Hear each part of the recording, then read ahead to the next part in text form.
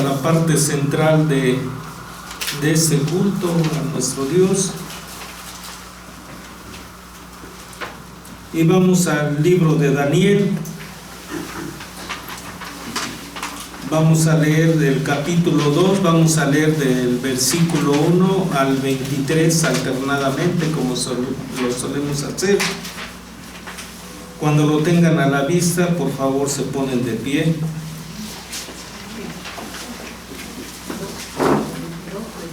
Daniel 2, del 1 al 23. Amén. Amén. En el segundo año del reinado de Nabucodonosor, tuvo Nabucodonosor sueños y se perturbó su espíritu y se le fue el sueño. Hizo llamar al rey a magos, astrólogos, encantadores, sangueros, para que le explicasen sus sueños. Vinieron pues y se presentaron delante del rey. Y el rey les dijo: he tenido un sueño y mi espíritu se ha turbado por saber el sueño. Entonces hablaron los caldeos al rey en lengua aramea: Rey, para siempre vive, y di el sueño a tus siervos y te mostraremos la interpretación. Respondió el rey y dijo a los caldeos: el asunto lo olvidé. Si no me mostráis el sueño y su interpretación, seréis hechos pedazos y vuestras casas serán convertidas en muladares. Y si me mostráis el sueño y su interpretación, recibiréis de mí dones y favores y gran honra. Decidme pues el sueño y su interpretación. Respondieron por segunda vez y dijeron: diga el rey el sueño a sus siervos y le mostraremos la interpretación. Y el rey respondió y dijo: yo conozco ciertamente que vosotros ponéis dilaciones, porque veis que el asunto se me ha ido. Si no me mostráis el sueño, una sola sentencia hay para vosotros. Ciertamente prepararéis respuesta mentirosa y perversa que decir delante de mí. Entre tanto que pasa el tiempo, decidme pues el sueño, para que yo sepa que me podéis por su interpretación. Los caldeos respondieron delante del rey y dijeron: no hay hombre sobre la tierra que pueda declarar el asunto del rey. Además de esto, ningún rey, príncipe ni señor preguntó cosa semejante a ningún mago, ni astrólogo, ni caldeo. Porque el asunto que el rey demanda es difícil, y no hay quien lo pueda declarar al rey, salvo los dioses cuya morada no es con la carne. Por eso el rey, con ira y con gran enojo, mandó que matasen a todos los sabios de Babilonia. Y se publicó el edicto de que los sabios fueran llevados a la muerte, y buscaron a Daniel y a sus compañeros para matarlos. Entonces Daniel habló sabia y prudentemente a Arioc, capitán de la guardia del rey, que había salido para matar a los sabios de Babilonia. Habló y dijo a Arioc, capitán del rey: ¿cuál es la causa de que este edicto se publique de parte del rey tan apresuradamente? Entonces Arioc hizo saber a Daniel lo que había. Y Daniel entró y pidió al rey que le diese tiempo y que él mostraría la interpretación al rey. Luego se fue Daniel a su casa e hizo saber lo que había a Ananías, Misael y Azarías, sus compañeros, para que pidiesen misericordia del Dios del cielo sobre este misterio, a fin de que Daniel y sus compañeros no pereciesen con los otros sabios de Babilonia. Entonces el secreto fue revelado a Daniel en visión de noche, por lo cual bendijo Daniel al Dios del cielo. Y Daniel habló y dijo: sea bendito el nombre de Dios de siglos y siglos, porque suyo son el poder y la sabiduría.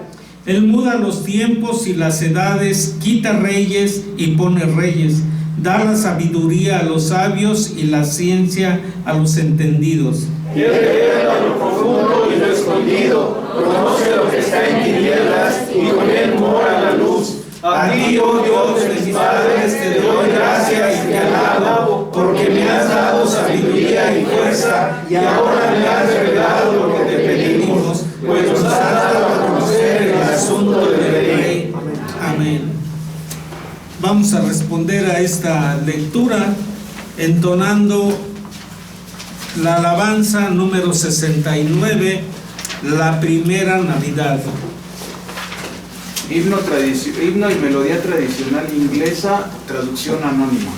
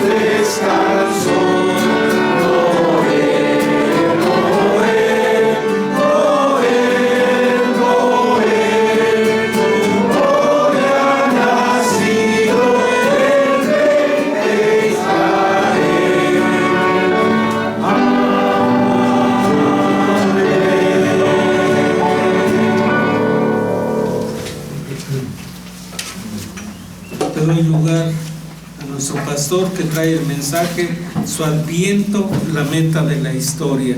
Así de pie lo recibimos.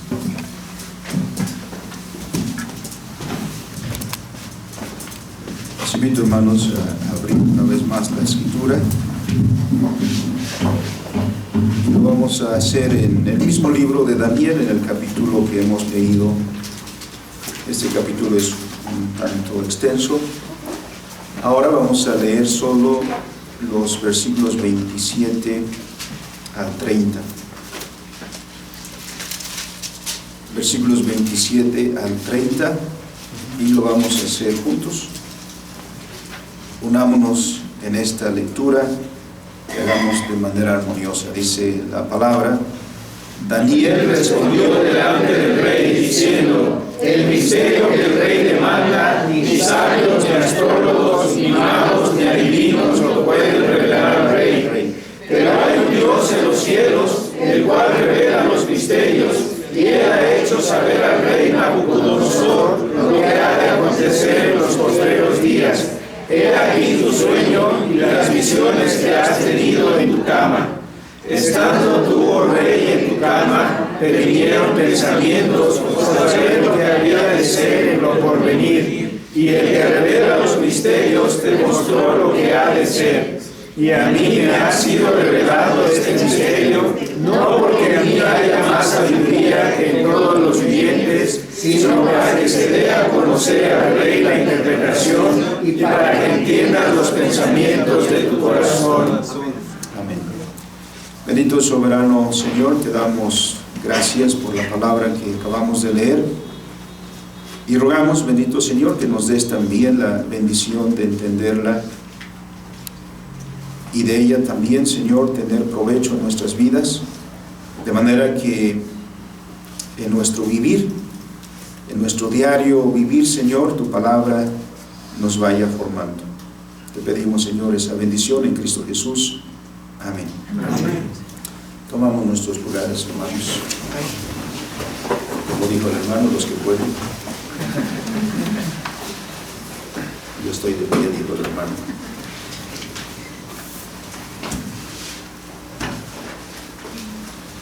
En este tiempo de Adviento, hermanos, hemos estado estudiando esta parte inicial del libro de Daniel, que evidentemente todo el capítulo, todo el libro es interesante.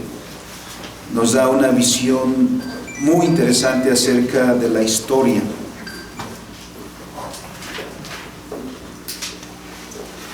Capítulo 2 del libro de Daniel. Hemos leído de qué manera se dieron los acontecimientos en este evento posterior a lo que hemos leído en el capítulo 1. El capítulo 2 inicia diciendo: en el segundo año del reinado de Nabucodonosor, tuvo Nabucodonosor sueños y se perturbó su espíritu y se le fue el sueño. Parece haber una discordancia en este capítulo en relación con el primer capítulo, porque si ponemos atención, ¿cuántos años duró el curso que Nabucodonosor diseñó para los jóvenes? 3. A este capítulo miramos que Daniel ya no está estudiando, ya es contado entre los sabios de Babilonia. Y el capítulo inicia diciendo: en el año segundo de Nabucodonosor. Ahí es donde parece estar la discordancia. Pero no si tomamos en cuenta que Nabucodonosor habría estado por un tiempo reinando junto con su padre durante las primeras episodios que tenemos de esta historia, y que el segundo año del reinado de Nabucodonosor se refiere al tiempo cuando Nabucodonosor ya era el único rey. Habrían pasado no solo quizá 3 años, los 3 años de la instrucción para estos jóvenes, sino también ya habían estos jóvenes se destacaron como estudiantes, pero también se destacaron en el ejercicio de sus actividades.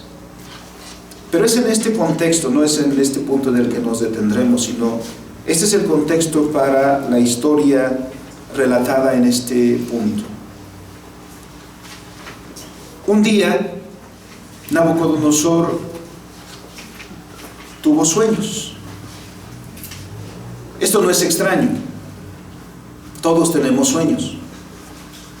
¿No es así, hermanos? Todos soñamos. Y todos soñamos probablemente todos los días. Pero pues pasa ese día, nos levantamos y no nos inquietan esos sueños.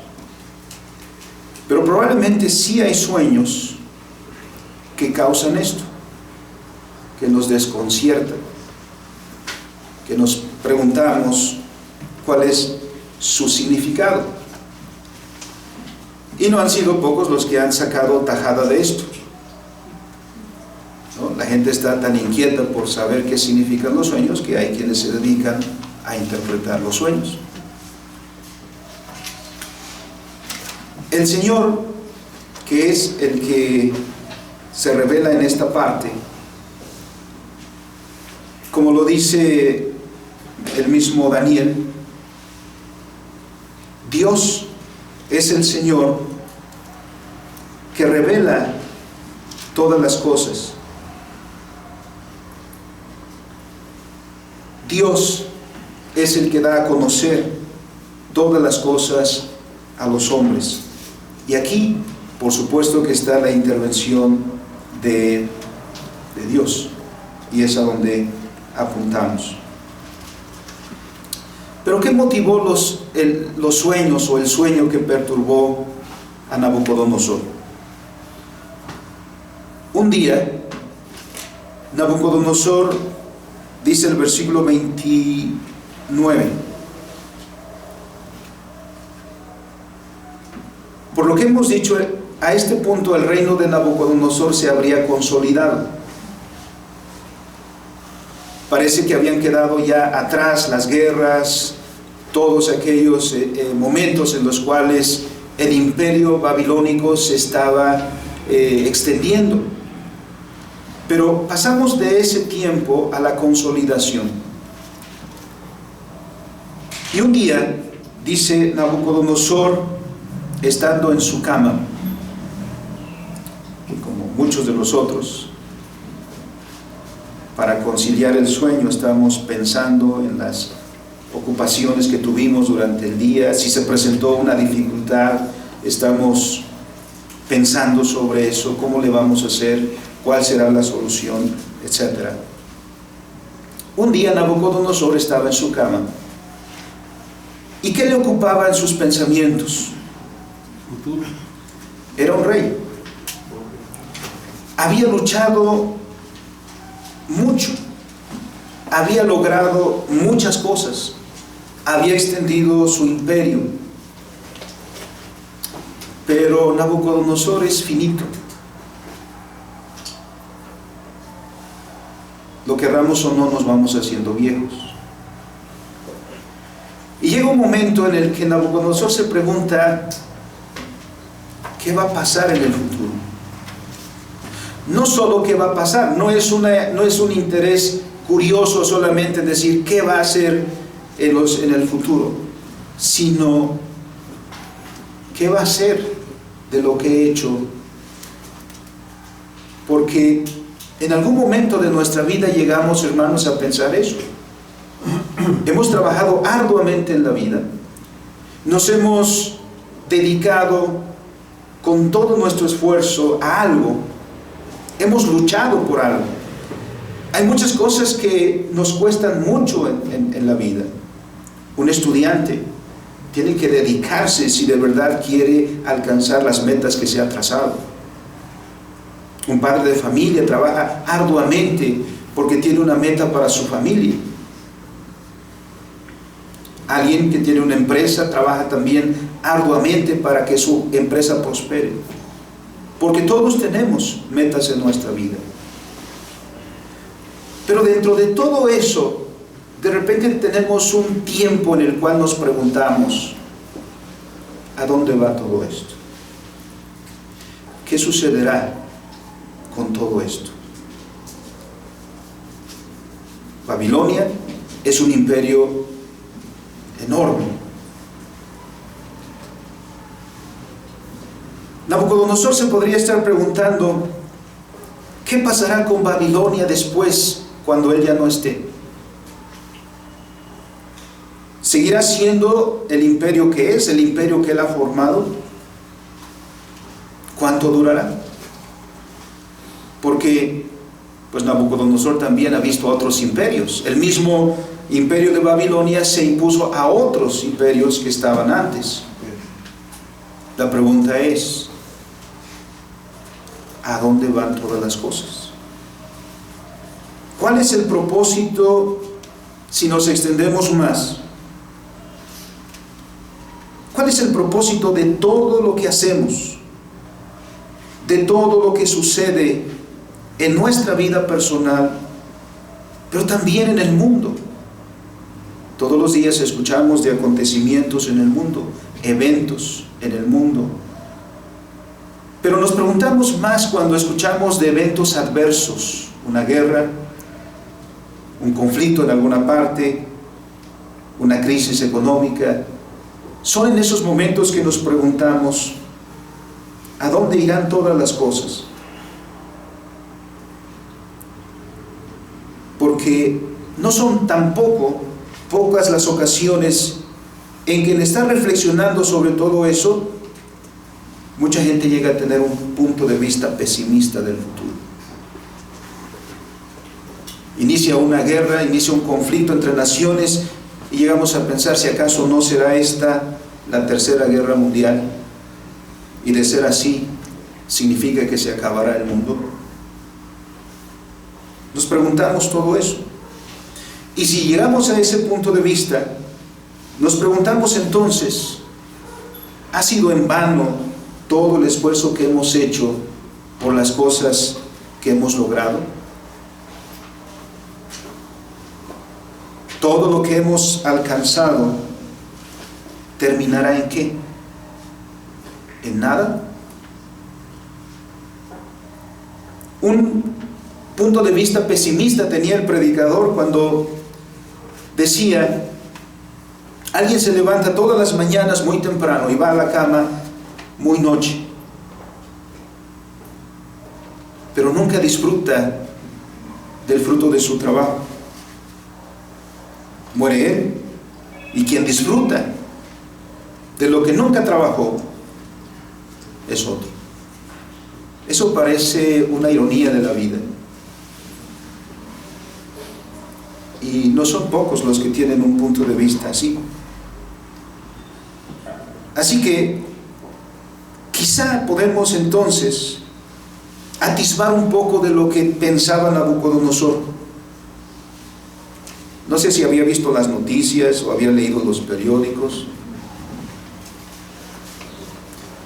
Venían en tablillas. No, pero era el rey. Así que como rey estaba informado de todo lo que acontecía en el imperio. Estaba al tanto. No podía darse el lujo de ser el rey e ignorar lo que estuviera aconteciendo. No, estaba al tanto. Entonces, esa inquietud por saber qué va a pasar con todo lo que ha logrado, con todo lo que ha hecho, lo lleva a este punto. Y el Señor, nuestro Dios, que también se revela de esta manera a los impíos, a los incrédulos, para inquietarlos, como inquieta a Nabucodonosor, como inquietó al faraón y a otros muchos. Porque Dios es soberano, porque Dios hace su voluntad en todos los ámbitos de la vida. Nosotros sí vemos los noticiarios y nos enteramos de lo que sucede en el mundo. Vemos una serie de eventos de los cuales nos gustaría saber cuál es el fin de ellos, y cuál es el fin de nuestro mundo, y cuál es el fin de nuestra humanidad. Hay conflictos de todo tipo, hay conflictos económicos, políticos, sociales. Bueno, lo último que hemos vivido es la pandemia, y esto también nos llevó a reflexionar sobre cuál sería el futuro. Hace un año, hace 2 años, quizás no podíamos imaginar qué es lo que sería este momento. Nos preguntamos en muchas ocasiones. Cuando se desata una guerra, como he mencionado, nos preguntamos si acaso no será también el fin. Quizá a eso nos llevó a pensar la pandemia. Cuando pensamos en esas cosas, como a Nabucodonosor, se nos va el sueño. Y quizá no han sido pocas las ocasiones que han experimentado hermanos, que ahí, estando mirando al techo y reflexionando, les dan las 3, 4 de la mañana. ¿También ustedes han perdido el sueño? ¿Han perdido la tranquilidad por esa reflexión? Bueno, ¿por qué todo esto? Porque nos interesa, porque es nuestro mundo, porque es nuestra vida, porque es la humanidad. Y no podemos pensar que todo esto simplemente va a terminar en la nada. No podemos pensar que simplemente todo esto va a ninguna parte.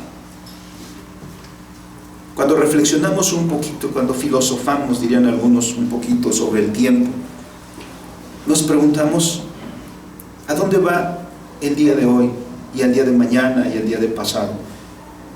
Porque cuando pensamos, un día parece exactamente igual a otro. Hoy estamos igual que ayer, Hoy vamos a hacer las mismas cosas que ayer. Ayer fui a la escuela, hoy también voy a ir a la escuela. Ayer fui a trabajar, hoy también voy a trabajar. Parece que la vida se consume en una rutina sin cesar, en una rutina, en un vivir haciendo las mismas cosas todos los días hasta que muramos. Ese sería un punto de vista muy pesimista. ¿Acaso hay más, algo más en la vida? ¿Acaso todas estas cosas que acontecen, acaso cada día, cada minuto, cada segundo tiene otra intención que meramente consumirse? Bueno, la Escritura nos dice que sí. Porque el advenimiento del Salvador se da en el contexto de nuestra historia y en el contexto de nuestra vida, para darle significado y sentido precisamente a nuestra existencia. Por eso, el advenimiento del Señor, del cual también se habla en este capítulo 2, el advenimiento nos señala la meta de la historia y nos enseña que cada segundo, que cada minuto, que cada hora, que cada semana, que cada año, que cada generación no se pierde en la nada, ni se pierde en la rutina, en el devenir, sino que está señalando el próximo encuentro con el Salvador. Porque es en el Cronos donde interviene Dios de manera portentosa para establecer su señorío, para establecer su reino. Así que cada día, cada instante, cada evento, cada trabajo, cada actividad encuentra su significado en ese próximo advenimiento del Señor.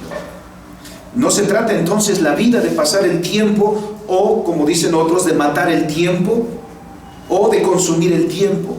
Se trata de aprovechar el tiempo, como dice San Pablo, apuntando hacia el próximo encuentro con el Señor. Y Nabucodonosor tiene que aprender algunas cosas que nosotros también. En primer lugar, en todo esto, la visión que nos da la Escritura acerca del tiempo. No vamos a filosofar, los filósofos han ocupado mucho tiempo pensando sobre el tiempo y a veces no han llegado a decirnos con claridad qué es el tiempo. Pero hablemos desde nuestra experiencia, desde donde nosotros vivimos todos los días y cómo vemos el tiempo. A nosotros, desde nuestra experiencia, como decía, el tiempo parece que no se mueve. Las cosas las repetimos incesantemente, ¿no? Alguien se la pasa trabajando 30 años en la misma actividad. Los estudiantes han estado estudiando años en la rutina, levantarse temprano, ir a la escuela, regresar a casa, comer, hacer la tarea. Nos consume tiempo. Cada día se sucede a otro, una semana sucede a otra, un año sucede a otro, una generación sucede a otra. Parece que todo sigue igual. Los eventos se repiten. Las guerras no son nuevas. A lo largo de la historia de la humanidad ha habido guerras, ha habido terremotos como el de esta mañana. A lo largo de la historia hay muchos eventos que se repiten y se seguirán repitiendo. Y nos preguntamos qué propósito tiene todo esto. En cuanto a las Escrituras dicen que no estamos atrapados en un círculo, en un devenir, en un simplemente estar dando vueltas sobre el mismo punto. Porque en las Escrituras vemos que la historia, y esta es una característica propia de la Escritura, darnos una visión lineal del tiempo. El tiempo es una criatura. El tiempo comenzó en un punto. Génesis capítulo 1, versículo 1 dice, en el principio. Esa declaración de la Escritura señala el inicio de todas las cosas, incluyendo el tiempo. Ese tiempo creado por el Señor se nos dice en la Escritura que señala a otro punto en el futuro. Mientras que las culturas en torno a Israel tenían una visión circular del tiempo, Israel tenía una visión lineal del tiempo. El tiempo comienza en un punto y termina en otro punto, o señala a otro punto. En las Escrituras podemos entonces hablar del pasado, del presente y del futuro. Todas las cosas no simplemente existen y ya. Todas las cosas no simplemente suceden y ya. Todas las cosas no simplemente están ahí y ya, sino que todas las cosas tienen una meta, porque esa meta se la puso el Señor. Nosotros nos preguntamos siempre, bueno, y la humanidad se ha preguntado lo que se llaman las preguntas de significado: de dónde venimos y a dónde vamos, cuál es el origen, cuál es el destino. En la Escritura eso es muy claro. Nuestro origen está en Dios, porque Él hizo todas las cosas. Y la meta, el destino también está en Dios, porque todas las cosas corren al encuentro con el Señor. Es ahí, en ese punto, en el que se concentra la historia, en el regreso de nuestro Señor Jesucristo, porque el regreso del Señor Jesucristo señala la meta de la historia. Es el telos, es el objetivo.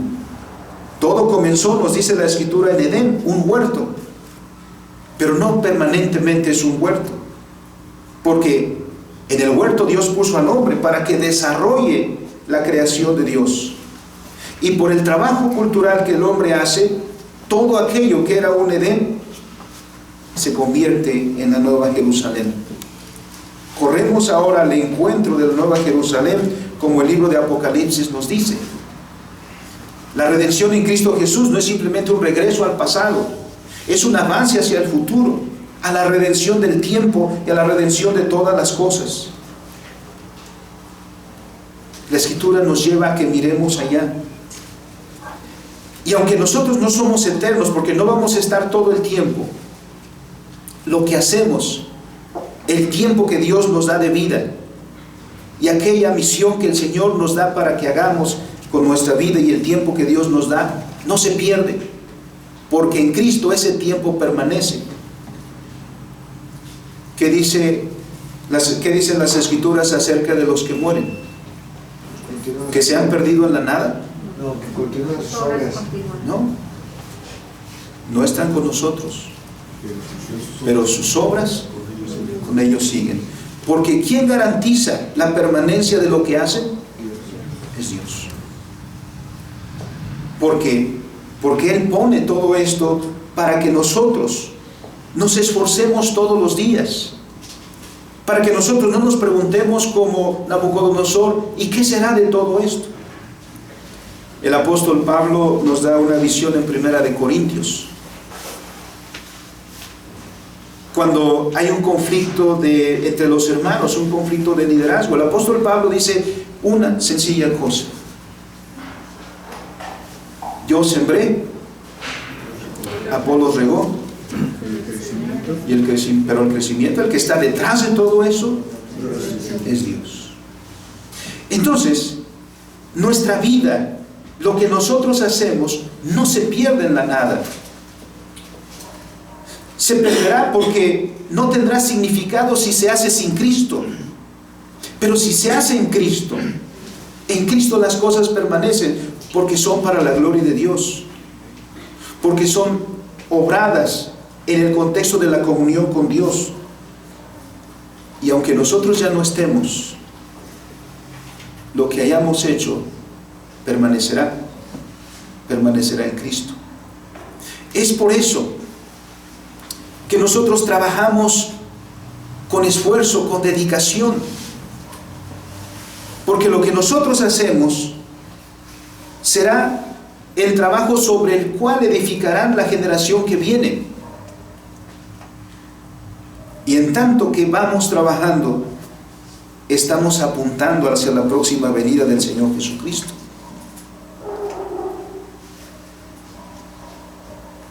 En el sueño de Nabucodonosor vemos, por ejemplo, esto. En este sueño que Nabucodonosor olvidó, le impactó tanto que le dio a Nabucodonosor, eso es lo que dice el texto, a Nabucodonosor le dio un ataque de ansiedad. Esto. ¿Han tenido un ataque de ansiedad, hermanos? Entonces saben lo que se siente. Este sueño le impactó tanto a Nabucodonosor que estaba pensando qué va a suceder. Y el Señor le responde: después de ti vendrá otro reino, y después de ese reino vendrá otro reino, y después otro. Pero no está diciendo incesantemente vendrán y uno tras otro vendrán, sino llega un punto en donde se detiene. ¿Cuándo se detiene? Dice, en el contexto de estos reinos, Dios levantará un reino que permanecerá para siempre. Un reino que no será destruido. Un reino que no tendrá caducidad. Entonces nos dirigimos hacia ¿dónde? Nos dirigimos hacia ese punto. No estamos atrapados en el devenir, no estamos atrapados en un siempre hacer lo mismo, sino estamos siendo parte de esa historia y estamos trabajando en el tiempo que Dios nos da y el hacer lo que Dios nos da, señalando hacia ese punto de encuentro con el Señor. El tiempo, desde la perspectiva cristiana, entonces lo vemos de esta manera, lo miramos hacia adelante, hacia el futuro. A Nabucodonosor le es revelado que la historia no es autónoma, que el tiempo no es independiente. A Nabucodonosor se le revela que Dios es el Señor de la historia y que el futuro de todas las cosas está en las manos de Dios. Y Dios revela el futuro no como un espectador, no como alguien que fue y vio algo, sino que Dios revela el futuro como alguien que lo ordena, como alguien que lo decreta, como alguien que hace que las cosas sean así y así las anuncia a los suyos. El fin de todo esto es entonces que lleguemos al restablecimiento del reino de nuestro Señor. Ese es el propósito de toda la historia, a que lleguemos al momento en que el Señor sea el Rey de todas las cosas, en plenitud. La historia nuestra, el tiempo que vivimos, es tiempo que camina hacia ese encuentro, como lo era en el Antiguo Testamento para Nabucodonosor, porque estaban caminando hacia la primera venida de nuestro Señor Jesucristo. Por eso las Escrituras nos enseñan, nos indican que nuestro mundo y por lo tanto nuestra historia tienen un comienzo definido, como también tienen una meta definida. Y es saber esto tiene un efecto directo en la iglesia, en la manera en que la iglesia vive, porque esto hace que la iglesia viva confiada aún en medio de tiempos difíciles.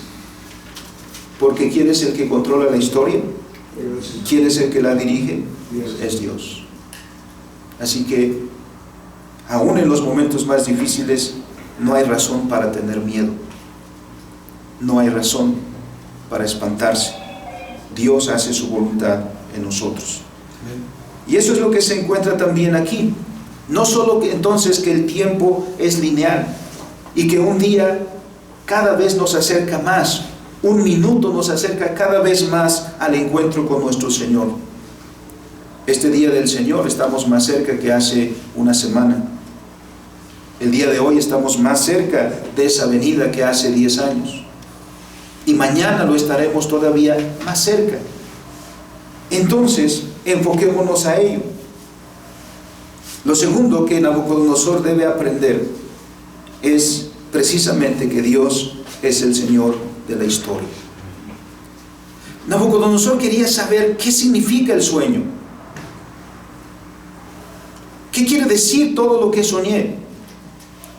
Y le pregunta a todos los más sabios de su reino. Nadie le puede contestar. Nadie puede saber. Le dicen a Nabucodonosor, bueno, danos una pista. Dinos tantito de lo que soñaste y te podemos interpretar el sueño. Bueno, eso hacen los charlatanes, ¿no? Y hay mucha gente que les cree. Porque dice, fíjese que soñé de esta o tal manera. ¿Qué querrá decir ese sueño? Ahí comienza. Nabucodonosor dice, no sé ni qué soñé. Díganme el sueño y díganme su significado. Y entonces les creeré que sí saben. Reunió a todos los sabios de Babilonia y ninguno pudo saber ni qué soñó ni cuál era el significado. Ellos dijeron en el versículo 10, no hay hombre sobre la tierra que pueda declarar el asunto del rey. Además de esto, ningún rey, príncipe ni señor preguntó cosa semejante a ningún mago, ni astrólogo, ni caldeo. En nuestros tiempos, ¿sabrá la ciencia a dónde vamos? ¿Sabrá la ciencia cuál es el futuro? ¿Qué nos depara el futuro? Bueno, tenemos también nuestros magos que nos dicen qué es lo que podrá ser. Y nos gusta, ¿no? ¿No han visto películas de ciencia ficción? ¿Por qué? Porque de alguna manera nos gusta pensar en qué podrá ser, aunque no hay certeza sobre eso. ¿Y esto por qué? Porque esto es lo que Dios le dice a Nabucodonosor, versículos 20 y 21. Primero, Daniel, sea bendito el nombre de Dios. Miren cómo es el tiempo. No de un tiempo, no de un poquito, no de un momento, sino de siglo en siglo. Porque suyos son el poder y la sabiduría.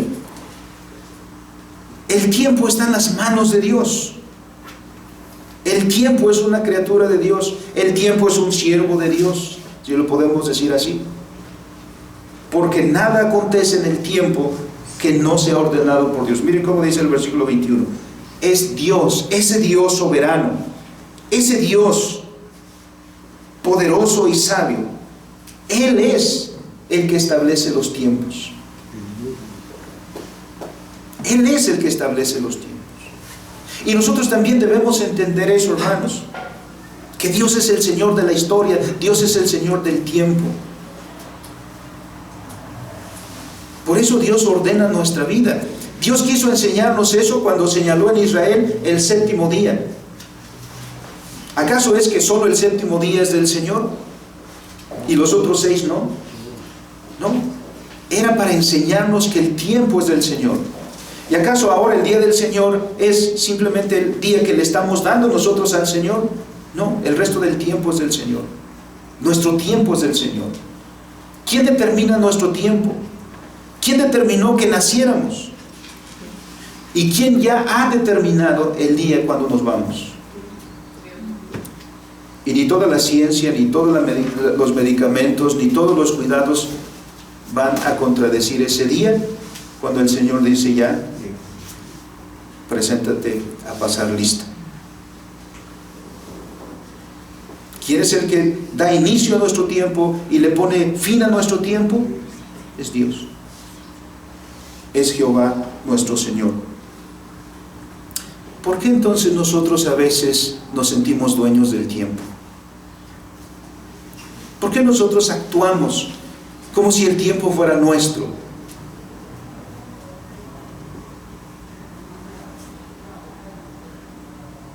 Dice la Escritura, aprovecha bien el tiempo, redime el tiempo.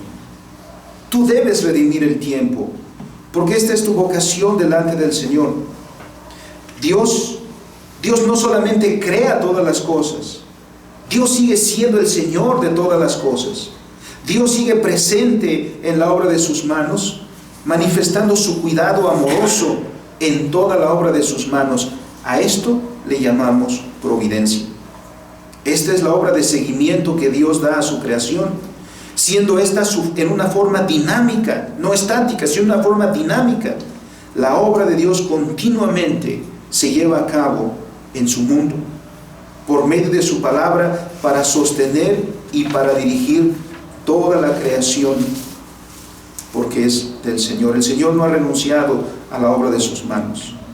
En su providencia, Dios también ejerce este cuidado por medio de sus criaturas, a las cuales ha designado para administrar sus bienes, es decir, al hombre.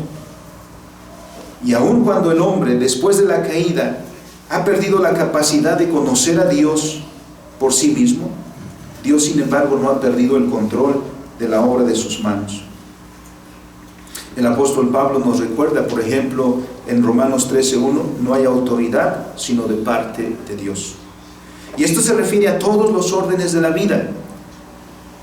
Y la razón por la cual Dios a cada uno nos dio un oficio y nos dio autoridad es porque de esta manera Dios ordena nuestra vida. Dios ordena la vida humana. ¿Para qué puso Dios a Nabucodonosor? ¿Qué dice Romanos 13? Si toda autoridad es puesta por Dios, toda autoridad, en el caso del Estado, es puesta para administrar justicia, porque donde hay justicia hay paz. Entonces, vemos también a los reyes, a los presidentes de todas las naciones en nuestro tiempo. Todos, aunque no lo sepan, son ministros de Dios, llamados a cumplir su voluntad. Y este es el caso de Nabucodonosor. Dios mismo le dice a Nabucodonosor, mi siervo, como lo hace en Jeremías capítulo 25 y versículo 9, y luego en el versículo 27 y versículo 6. Y así le es revelado a Dios en este pasaje, en el pasaje de Daniel. En el versículo 20 y versículo 21, Daniel, como lo hemos leído, dice, bendito sea el nombre de Dios de siglo en siglo, porque suyo es el poder y suya es la sabiduría, y los tiempos están en sus manos. ¿Quién es el que pone reyes?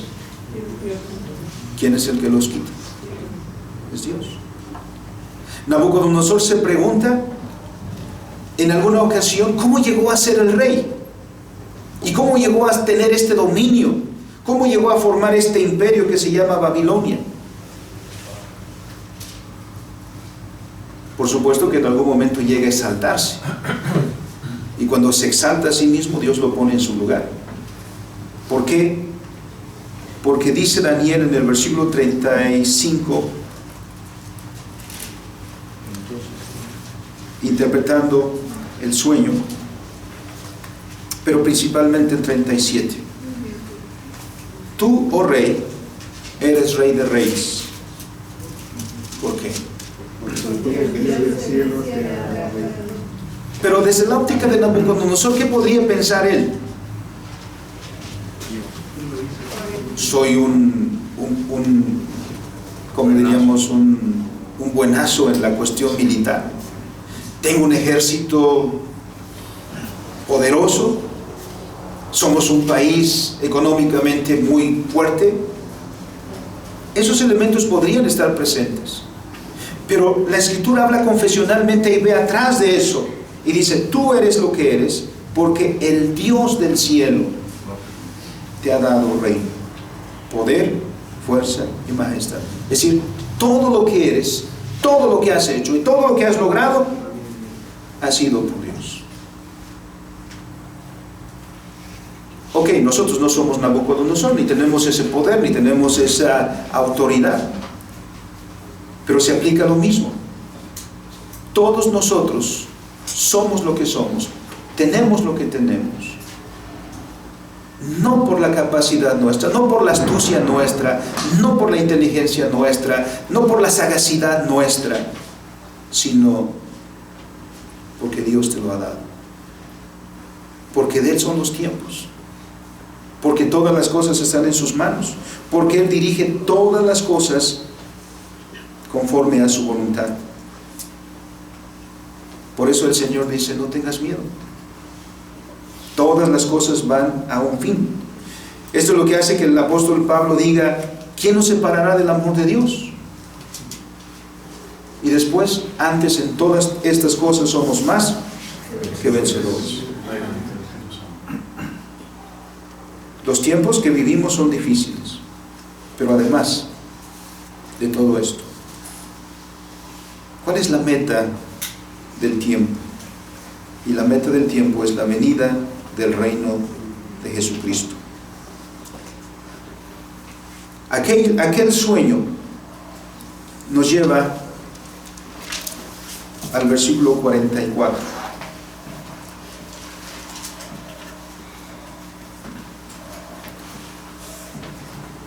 El capítulo 2 de Daniel está cubriendo un periodo de tiempo bastante extenso, porque Nabucodonosor invadió la tercera ocasión a Jerusalén en el año 586. 586 años antes del advenimiento de nuestro Señor Jesucristo. Después de los babilonios, ¿quiénes se levantaron? El imperio de Media y de Persia. Después, los griegos. Después de los griegos, y Dios está diciendo, miren, o sea, hay muchos que no creen que Daniel haya escrito este libro, porque cuando leemos este libro parece que el que lo escribió estuvo viendo los hechos, y por eso colocan muy tardíamente la autoría de este libro. Pero ¿qué es lo que está revelando este libro? Que Dios es el Señor de los tiempos, y como Él dice, Él revela las cosas que han de suceder cuando Él quiere, y lo está haciendo aquí con este propósito, porque dice el versículo 44, en los días de estos reyes, ¿de quiénes? De todos estos que hemos enumerado. En los días de estos reyes, ¿qué es lo que va a hacer Dios? Porque Dios es el que va a actuar en los tiempos de estos reyes. De hecho, está actuando, dirigiendo a toda esta historia. Pero va a ser algo sorprendente en medio de esta historia. Porque estamos en un mundo caído. Porque vivimos en un mundo de pecado. Porque vivimos en una humanidad caída. Y les preguntaría, hermanos, ¿quieren vivir en un mundo así como en el que vivimos para siempre? Entonces, ¿por qué no se quieren ir de este mundo? ¿No? Nos aferramos a este mundo, nos aferramos a nuestro... No quiero morir, hacemos todo lo posible por no morir. Ahora, si permanentemente viviéramos en este mundo con dolor, con sufrimiento, injusticias, violencia... No, este no es el mundo que Dios planeó. En el reino de Dios hay justicia, paz y gozo. Y ese reino vendrá con el Señor Jesucristo. Entonces, una humanidad caída, una humanidad en pecado, una humanidad que sufre las consecuencias de la caída, que hay dolor todos los días, que hay angustia todos los días, que hay sufrimiento todos los días, ¿a dónde debe mirar? A donde concluye la historia, al advenimiento del Señor, porque el advenimiento del Señor significa tu paz, porque el advenimiento del Señor significa tu gozo, porque el advenimiento del Señor significa justicia. Podemos estar escuchando de estas cosas. Si votas por mí va a haber paz, si votas por mí va a haber justicia. Gobernantes, líderes prometiendo eso. No vamos a llegar a eso. Ahí está Babilonia. Tiene caducidad Babilonia. Ahí está Grecia, tiene caducidad. Ahí está Roma, tiene caducidad. Ahí está Egipto. Toda la esperanza de este mundo es Cristo. Toda la esperanza de este mundo, de esta humanidad que gime, es Cristo. Y el Señor está diciendo, allá es a donde vamos. El Señor está diciendo, allá es a donde llevamos la historia. Allá es donde nos dirigimos. Por eso, en medio de tiempos difíciles, la iglesia debe estar viendo al futuro. No un futuro incierto, no un futuro abierto, un futuro claro un futuro definido. Debemos correr, así como cuando el bebé, el niño, es muy curioso cuando los niños tienen 3, 4, 5 años y escuchan que la puerta de la casa se abre. Saben que es papá. No lo han visto, pero saben que es papá. ¿Y qué hacen? Salen corriendo.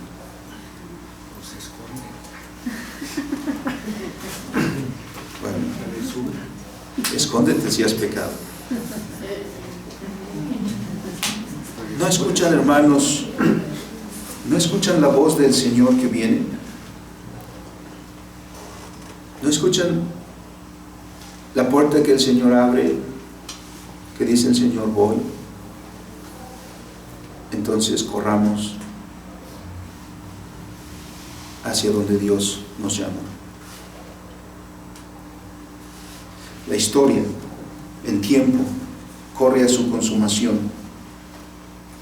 Es en este tiempo, es en el tiempo de estos reyes, no resultado de la cronología, sino de la intervención de Dios, que el reino de paz será establecido.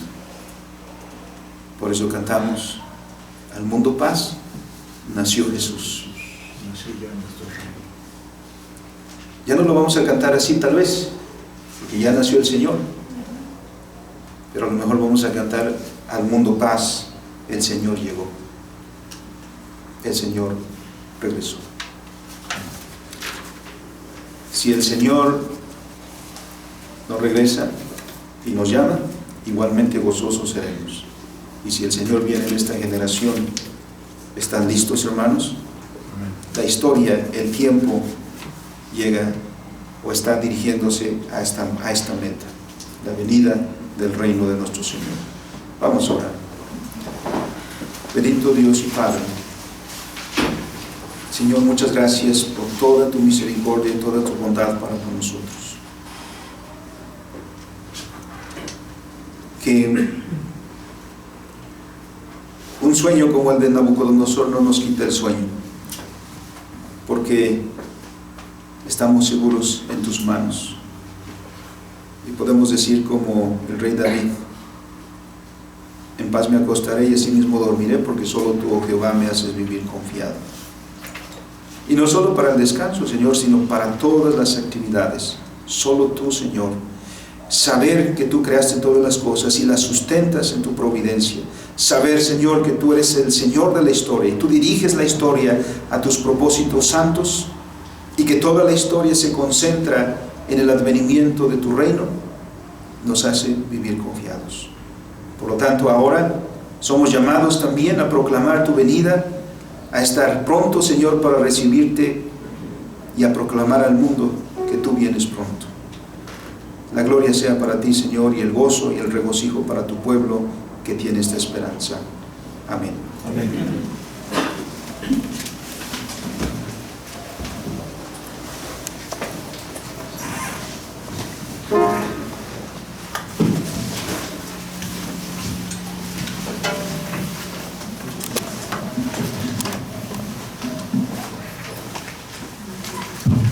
Gracias a Dios por su palabra. Gracias, pastor, por la exposición.